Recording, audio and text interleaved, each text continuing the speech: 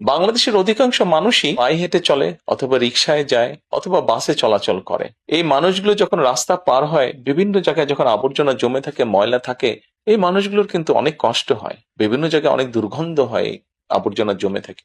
তবে আমরা যদি সকলে মিলে একটু সচেতন হই, আমরা যদি নিজেরা সচেতন হই, যত্রতত্র যদি আমাদের ব্যবহারকৃত আবর্জনাগুলো যদি যত্রতত্র আমরা না ফেলে দিই, আমরা যদি একটি নির্দিষ্ট জায়গায় এই আবর্জনাকে জমা করি এবং নির্দিষ্ট উপায়ে যদি এটাকে পরে ধ্বংস করি, তাহলে যেমন আমাদের পরিবেশটি ভালো থাকবে, ঠিক একইভাবে আমরা আমাদের পরিবেশটাকে সুন্দরভাবে রাখতে পারবো।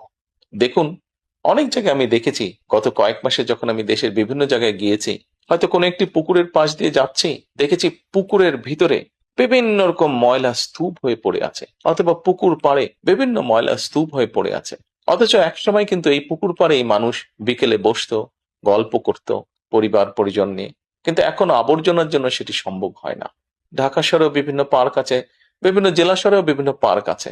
আমরা পার্কগুলোতে যাচ্ছি বিকেল বেলায় পরিবার পরিজনকে সাথে নিয়ে, কিন্তু গিয়ে যখন আমরা চিনেবাদাম খাচ্ছি, অথবা চিপস খাচ্ছি, অথবা বাচ্চারা লজেন্স খাচ্ছে, খেয়েই আমরা জিনিসটা সেখানে ফেলে দিচ্ছি। আমরা যখন যাই তখন হয়তো যারা পরিচ্ছন্ন কর্মী তারা হয়তো পরিষ্কার করে রাখছে, কিন্তু আমরা যখন বেরিয়ে আসছি তখন আর সেটি আগের মতন পরিষ্কার থাকছে না। কিন্তু যদি যে পরিষ্কার থাকতো, আপনি যদি পরিষ্কার করে রেখে আসেন, আপনার পরবর্তীতে যে যাবে সেও সেই পরিচ্ছন্নতা, সুন্দর পরিবেশটি উপভোগ করতে পারবে। কাজে আসুন না, আমরা যদি আজকে থেকে প্রত্যেকে সচেতন হই, আমাদের হাতের আবর্জনা বা ব্যবহৃত আবর্জনা যদি নির্দিষ্ট জায়গায় সুন্দরভাবে আমরা গুছিয়ে ফেলি, তাহলে ধীরে ধীরে হয়তো আমরা আমাদের এই বাংলাদেশটাকে আবর্জনা মুক্ত করতে পারবো, সুন্দর একটি পরিবেশ গড়ে তুলতে পারবো। দেশটা তো আমাদের সকলের।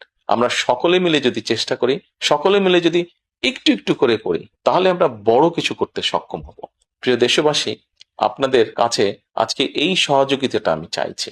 আমরা সকলে মিলে আসুন, চেষ্টা করি আমাদের দেশটিকে পরিষ্কার সুন্দর রাখতে। আমরা সকলে মিলে চেষ্টা করি আমাদের পরিবেশটিকে সুন্দর পরিষ্কার রাখতে, যা নিশ্চিত করবে আমাদের আগামী দিনের বংশধরদের জন্য একটি সুস্থ দেশ, সুস্থ পরিবেশ। সকলকে আন্তরিক ধন্যবাদ। আসসালামু আলাইকুম।